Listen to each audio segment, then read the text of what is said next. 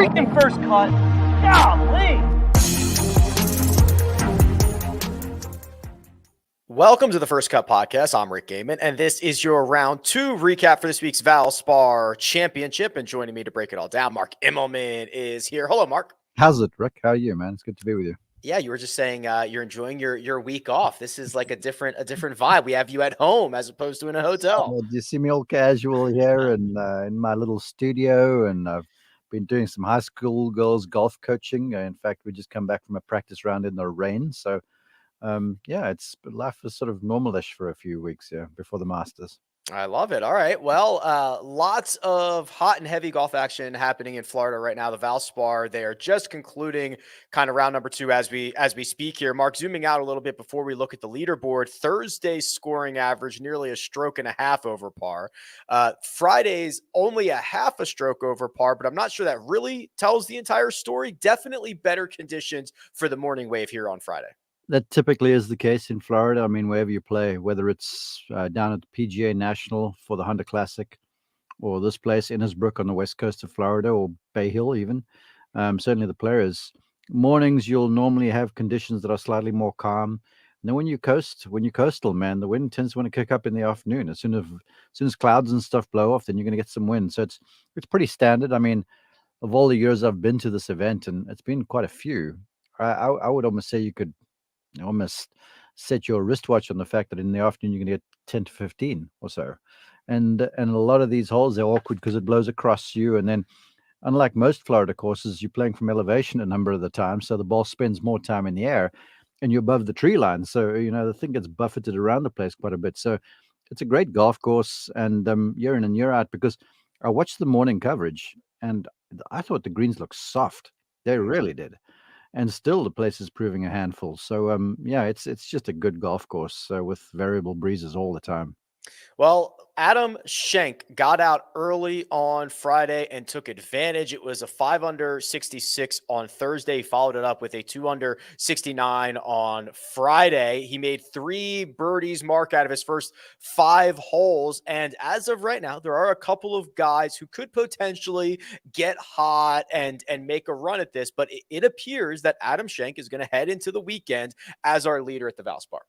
Yeah, both nines, if you're going to get some work done early, you want to try and take advantage. But I would say on the front side, you got holes 1 and 2, 3. If you get in the fairway, you can get a little bit of a look, but the green is tiny.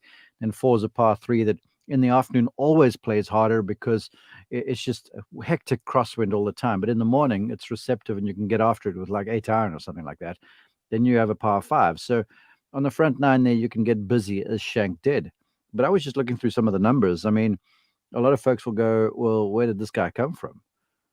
But since the Farmers Insurance Open this year, he's only missed 1 cut and he played all of the events. That 1 cut he missed was the Players Championship last week, where he was on the wrong side of the draw. And he shot 13 rounds in the 60s. So the guy who's sort of quite reliable from tee to green has sort of had it percolating, and all of a sudden you get to a place where you feel a little something, you hit a few good shots, all of a sudden you make a few putts, and the next thing you find yourself atop the leaderboard. But this is uncharted territory for him. He has contended before, but sleeping on a lead, this is a new deal, I'm sure. Yeah, his best finish this year, a T12 in Las Vegas at the Shriners Children's Open. Also, probably going to be watching his Boilermakers play their first round matchup here in just a few minutes, Mark. I'll we're live. I can date it about a half hour away from his Boilermakers getting into action. Yeah, that's stuff above my pay grade over there. You guys always fill in the brackets and stuff, and when I have in the past for this, it's been just like a guess. I sort of go with teams that I know perennially have been good, but I don't follow much college basketball anymore, to be honest. All right, let's talk more golf then. Sitting solo second at the moment is Kramer, Hickok, a pair of 68s for him. You're looking at the results, Mark. A little bit of a similar but different story. It's like 9 straight cuts from the Sanderson Farms to the Phoenix Open, but just as of late, potentially starting to find something. T29 at Riviera, T14 at the Honda Classic. He did make the cut at the Players Championship. He finished T44. So Kramer, Hickok building a little bit of momentum and trying to pay it off here at the Valspar. Yeah, he had that big run there at the Travelers Championship with Harris English a little ways back, and when I watched him a little bit last week at the Players, it looked to me like there was a newfound confidence with him. And it's just the way a guy sort of conducts himself. When you show up on the range, you can see they don't kind of look around the place and then go and find themselves a corner. He's been around the tour for a while now, and he looks like he feels like he belongs. And the next step for Kramer Hickok now, who's hung around a few times and kept his card, is now to start contending. He has in the past, but now contend consistently and give himself a shot to win. So yeah, he's certainly looking a little bit more content. He's looking more confident, certainly. And he's always been reliable, I've thought. And he has the luxury, I think, of, for all the golfers from the University of Texas, even as it relates to Cody Gribble to a certain extent, he's sort of the guy that no one's really expecting very much of. So apart from self-expectation, which is a big thing, I think that he's sort of freewheeling in a strange sort of a way. So I'd like to see him continue to go, because I've watched him since that Travelers Championship, when we got him front and center in the show. So, having watched him for 8 playoff holes, it sticks in your mind a bit. And so I'm paying attention, and it seems to me like he's getting some traction. Yeah, so we'll continue with the morning wave players. That's when scoring was better. You mentioned it. Cody Gribble 65, Wyndham Clark 66, Tommy Fleetwood. We'll save him. We'll go with Gribble and Wyndham Clark here, Mark. A couple of things. Wyndham Clark was kind of one of those sneaky little second tier options in the betting market this week. In fact, our very own Kyle M has chosen him as his one and done pick by himself. He's a lone wolf. So just a couple of shots off the lead for Wyndham as we enter the weekend.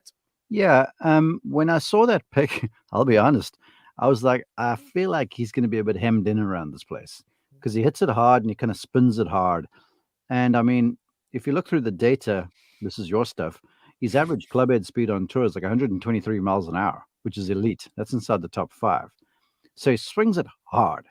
And I just thought around here, because he doesn't really launch the ball like a Rory, it sort of spins into the air, and a spinny ball hit hard falls at the mercy of the wind.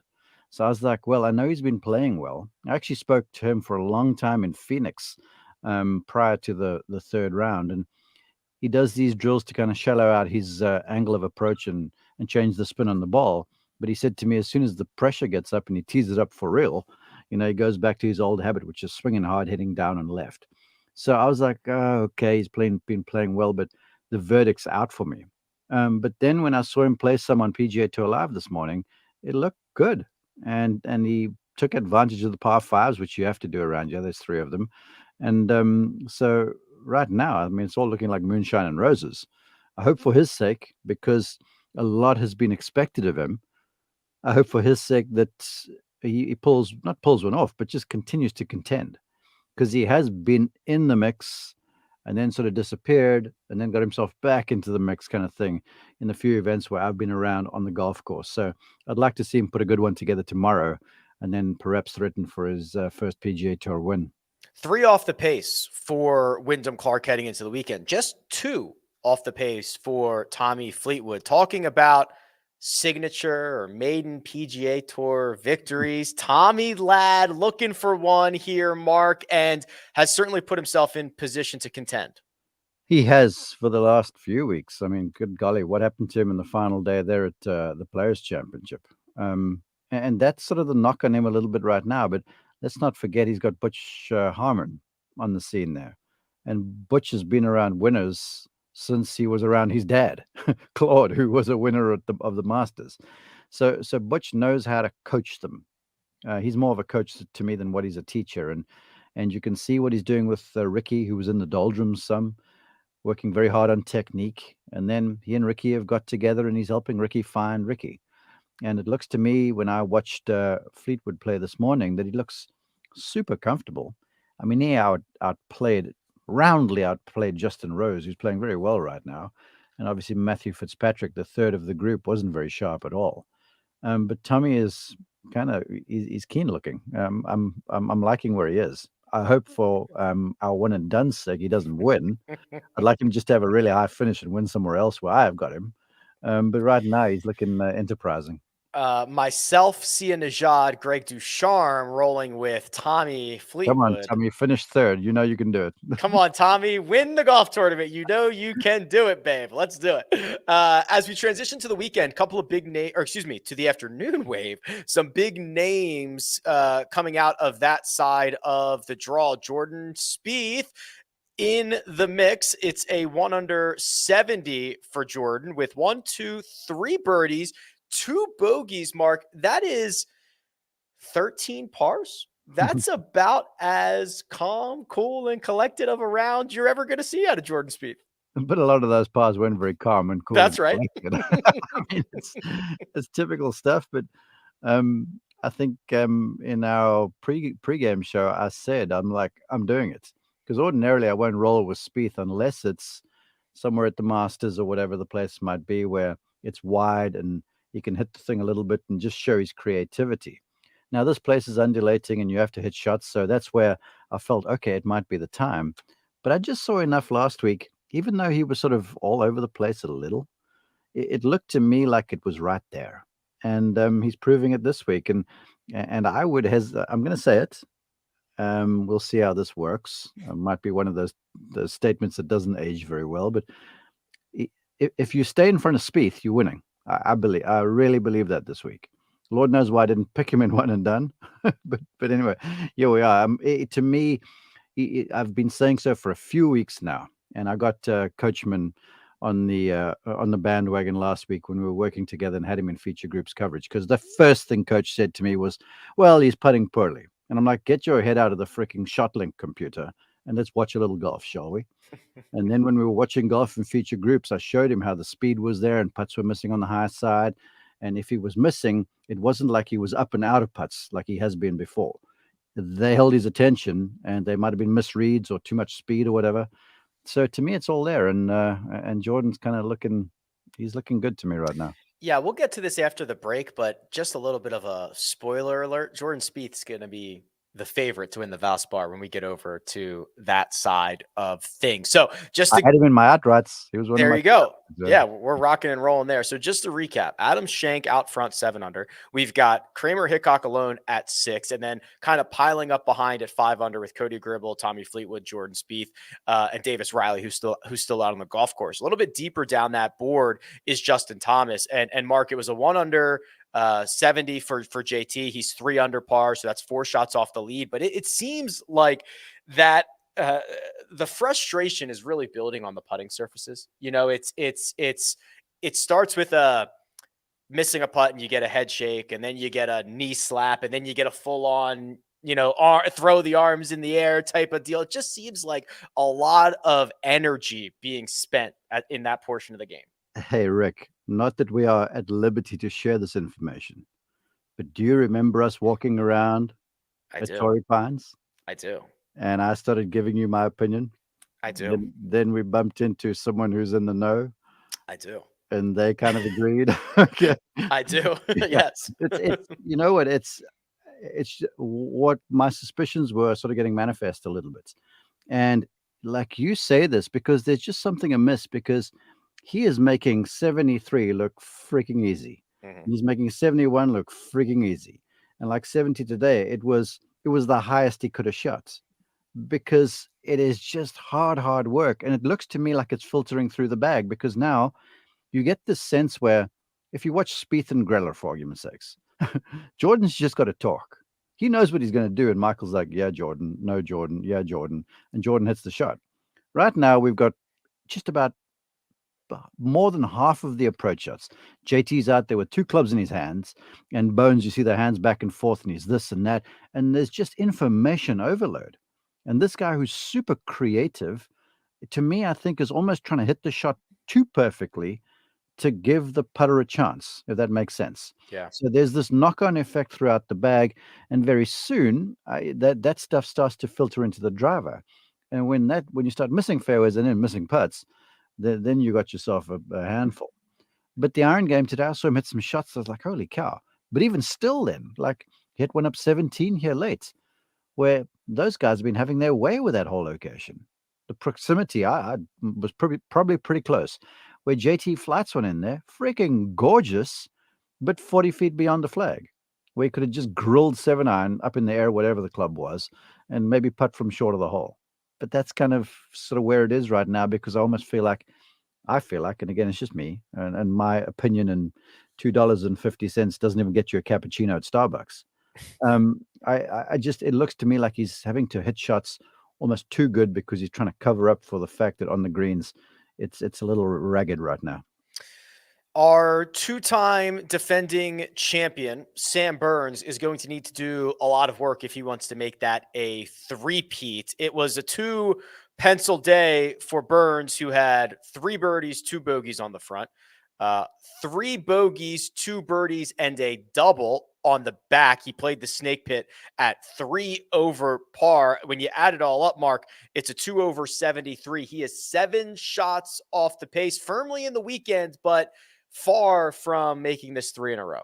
Yeah, I'm going to say something that might sound a little controversial, but the truth be told is, even though he's won you twice in a row, I was somewhat surprised he played as well as what he did in the first round. Me too. Because he hasn't had his best stuff. That's clear. He's trying to deepen his arms in the backswing, I'm led to believe, with his coach, which I get why they might be doing it, but this guy loves to hit a fade shot. So if you get your arms deeper, then you've got to rotate even harder to hit a fade. And then when you get your arms late on that, then that face is late and open, then you block your fade a few times. And remember that tee shot he hit down 16 today? Yeah. It was right over the water. Okay. Yeah. High speed Burns from deep in behind you, rotating to not hit this thing left. That sort of stuff's going to happen. So, look, he's looking better, and he certainly looks way more comfortable on like Southern style golf courses, because he grew up in Louisiana. But there's still Sam Burns isn't Sam Burns just yet. And maybe a big weekend will help him just kind of add the confidence to what they're doing work-wise.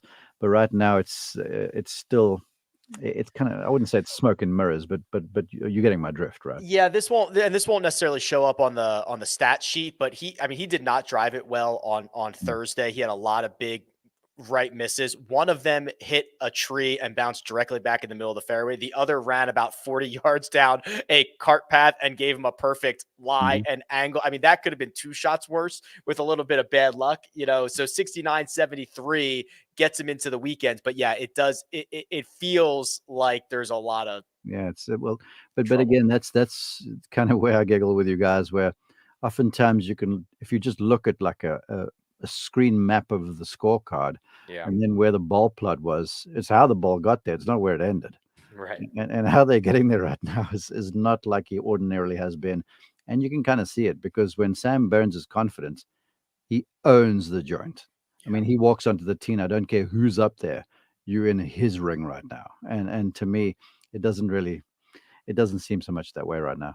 One quick notable who will not be around for the weekend that we do have to chat about is Adam Hadwin. Yeah, of course we do. Yeah, well, when you enter the day at 2 under par and you're one of the betting favorites and you make a triple on hole number 2, that is not going to go well. He climbed back into this a bit, Mark, and then 16 jumped up and bit him, made a double there. It's 5 over 76. He will miss the weekend. And yes, I do also have to note both the fans, along with Kyle Porter and along with you, sir, Mark Immelman, will be earning $0 in the one and done this week. You know what? Producer Josh sent me the spreadsheet for the one and done selections, and I take great pride in not missing cuts in this thing. Wins are bonuses. I believe if you get a bunch of top 20s and pick off the odd win and don't miss any cuts, then you're doing well. But this is going to be now my 3rd cut, and all of them. I've kind of picked folks that should play well at the golf course. And I've kind of gone away from a little bit of sort of their style of play and where it might fit the golf course. So I've just purely gone with a record. And that was a misstep on my behalf. But anyways, if I had it to do over, I may have picked somebody else, but that's beside the point.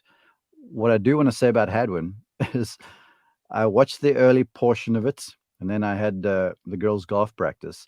So I was just keeping up with it on just looking at scoring once in a while.